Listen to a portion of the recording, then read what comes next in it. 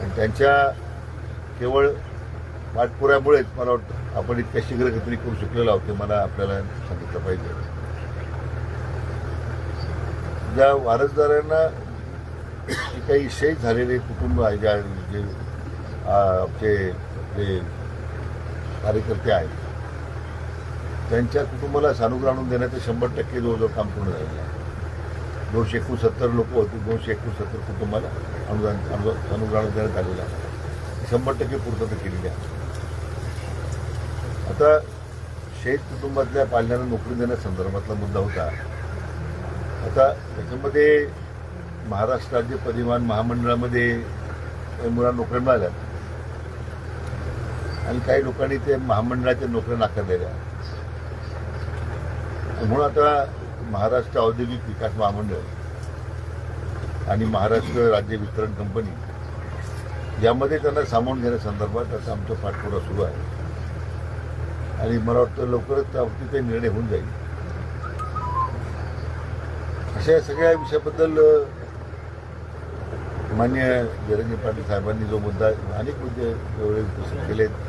शासन त्यांच्या भावनेचा आदर करत या सगळ्या विषयामध्ये पाठपुरावा करतच आहे. शेवटी समाज बांधवांना न्याय दिला पाहिजे की जेवढी त्यांची भूमिका आहे तीच भूमिका आहे आमचीसुद्धा, राज्य सरकारची भूमिका आहे.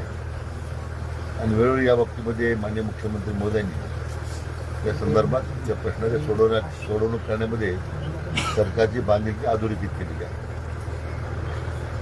आता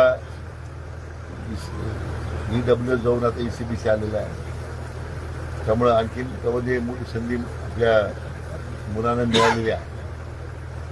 आता मान्य सर्वोच्च न्यायालयाचे काही निर्णय आहे, त्यामुळे आपल्याला या बाबतीमध्ये काही सरकारला भूमिका घ्यावी लागली.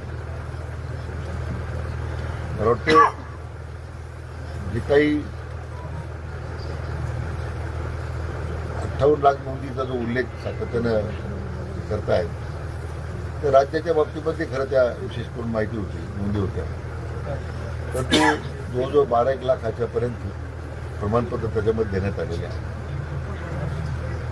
आणि ही प्रक्रिया चालूच आहे. परंतु सातत्यानं आक्षेप होता की लोक अर्ज करत नाही, अर्ज येत नाही. तर हे असे अर्ज येत नाही, या सबबीखाली दाखले देता येत नाही, हे म्हणणं काही फारसं संयुक्त नव्हतं. मी आज स्वतः विभाग आयुक्तांना फेब्रुवारीमध्ये काही सूचना केल्या होत्या. आता जे नवीन विभागीय आयुक्त आले त्यांनी मला आश्वासित केलेलं आहे की पुढच्या काही 2-3 महिन्यामध्ये मी स्वतः जिल्हाने दौरे करून या संदर्भात आपण अधिकाधिक दाखले कशी उपलब्ध होतील यासाठी तो कालावधी त्यांनी मला सांगितलं, मला द्या, मी 100% कामी करून आम्ही त्या बाबतीमध्ये काहीतरी चांगलं काम आम्ही करून दाखवू शकतो असं आश्वासन दिलेलं आहे. मला वाटतं या सगळ्या पार्श्वभूमीवर माननीय जयंत पाटलांनी मुंबईच्या आंदोलनामध्ये उपस्थित केलेले मुद्दे यावरही सरकारने आता काही अंश कार्यवाही केलेली आहे. असं दावा करणार नाही की 100% कारवाई झाली.